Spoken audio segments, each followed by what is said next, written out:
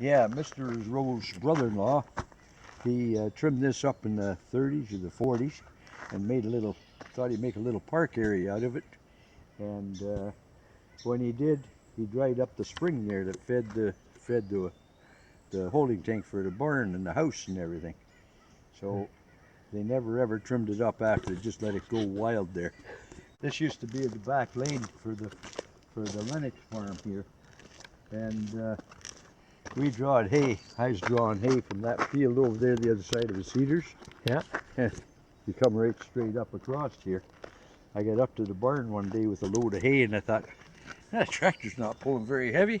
I looked around and my load of hay was going right across the road, right straight back into the trees there. Oh, it's falling off. Yeah.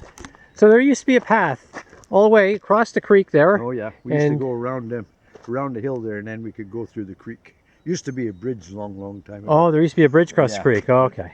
It washed out. We never bothered putting it back in, just drive through the creek. Okay, because it wasn't that deep, right? Yeah. No. Okay. And but we used to fish in there. John Callens that worked for Bill Rowe. When I was a kid, we used to go fishing there all the time. Oh yeah. Yeah. What'd you catch? In the bush. Oh, I don't know what you call them. A small fish. This is about that big. Right. Take 100 of them to make a meal, but we can go up there Sunday afternoon and hang out with him. And, yeah, it was a lot of fun times. Yeah. A lot of fun times around.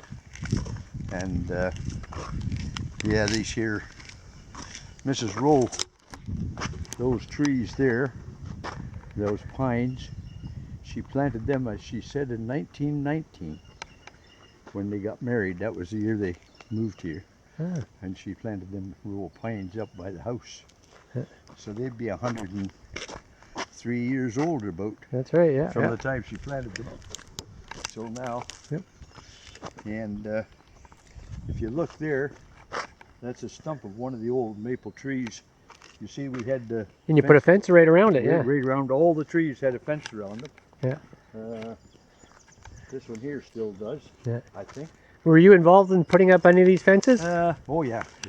Fencing here was a big chore because horses with real fences, they took a toll on real fences, and it was when you got everything else done, you had no time to yourself. You was go check the fences, fix the rails. Yeah. Now, did you make the rails yourself? No. You buy them? No. Well, we had enough around the farm here between Bill's place and Lennox's. To keep us pretty well going. You'd go into the cedar bush and cut the rails, or? These here rails was cut in the 1700s. Are you serious? Yeah. Oh.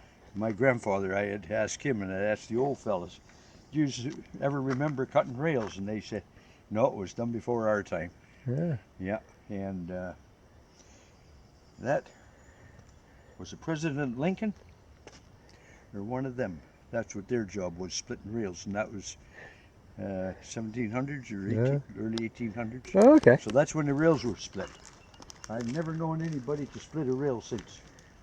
Yeah, you see, we had the fence around the trees there. Yeah. And that was because the horses, to stop the horses from chewing them. Oh, okay. Yeah. And horses, boy, they done a number on the real fences. But I helped build this here fence along. We rebuilt it. Yeah. And this one here, this here used to be the board fence along. Edgar Matchett and I built all of it. Down along the 11th line, the fence is still there. We built it in 1964 along the 11th line. Yeah. Boy, there's a lot of hard work went into the place though, with all that stuff. Now here I am. I never thought I'd live this long to be talking about it, really.